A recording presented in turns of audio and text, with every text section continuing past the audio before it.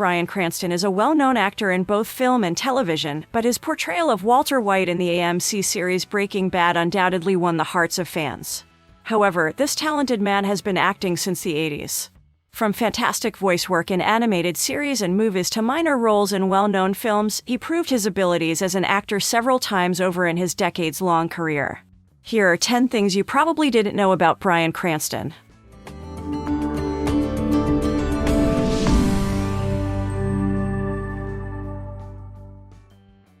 Both of his parents were actors. Considering his firm grasp on the craft, it likely won't come as a surprise that acting runs in Cranston's family. Both his mother and his father were actors for some time in their lives. His mother, Audrey Peggy Sell, was a radio actress. Meanwhile, his father, Joe Cranston, acted on screen, mostly on television. He was once a suspect in a murder investigation. During a road trip around America where he picked up odd jobs, Cranston worked in a restaurant where he hated the head chef and often used to joke with staff that he wanted to kill him.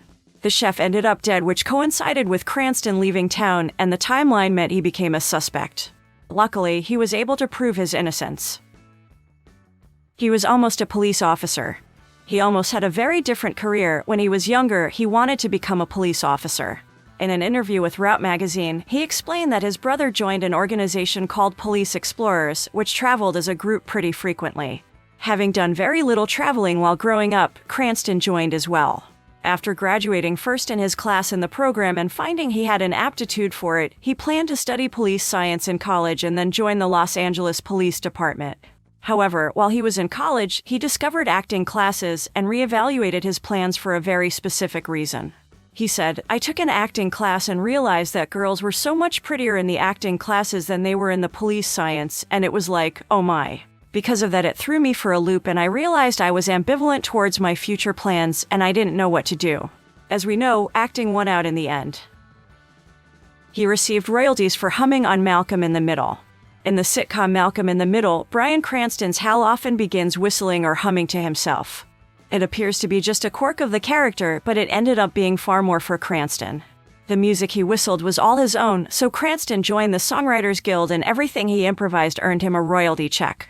He essentially forced the production of Malcolm in the Middle to pay him additional cash for his own character interpretation, but it wasn't a selfish act. Cranston channeled back all his musical money to the crew in the form of cast parties. He learned how to make meth.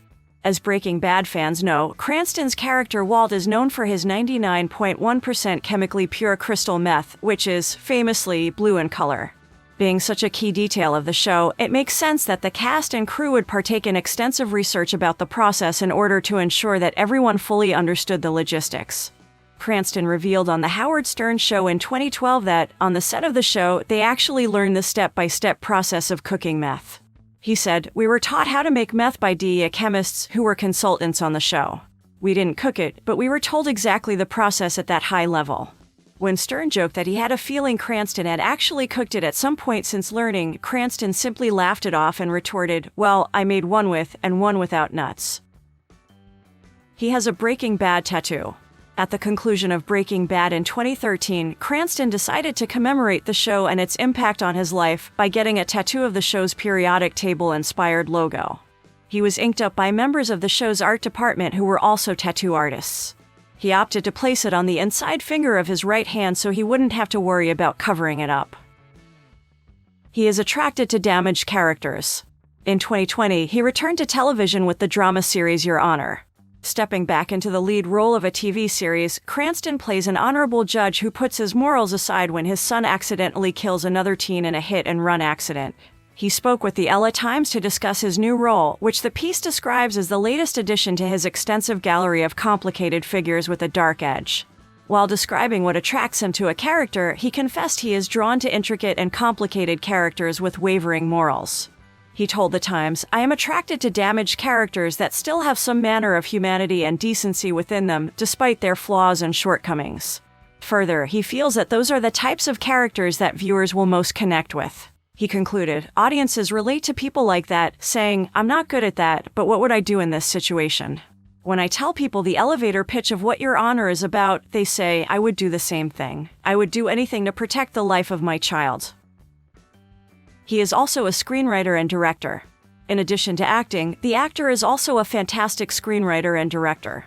He has written episodes of Sneaky Pete and The Dangerous Book for Boys, in addition to the 1999 full-length drama film Last Chance. He also has several director credits to his name, including 3 episodes of Breaking Bad, 7 from Fox's Malcolm in the Middle, and 1 from The Office. He spent time on a soap opera. One of Cranston's earliest roles was on a soap opera called Loving, which ran from 1983 to 1995, with a whopping total of 3,169 episodes. He appeared in just 5 of those episodes, from 1983 to 1984. While speaking with Variety, Cranston discussed the challenges of acting on a soap, namely the fast-paced environment, in which the cast and crew have to work on tight schedules to get out the daily episodes. He explained, "The challenge on a soap opera is how to be authentic with basically no rehearsal. You learn your lines the night before. With that kind of turnover, how do you get to a place that feels honest? That was hard for me."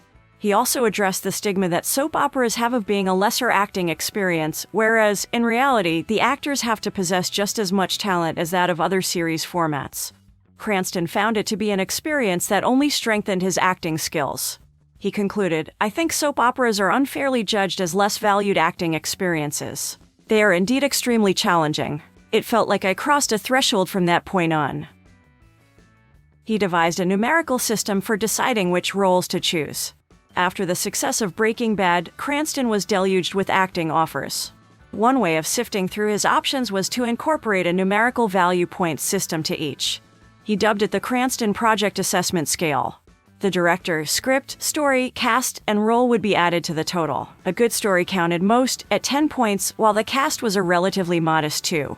If the overall number was 17 or higher, he would pursue it.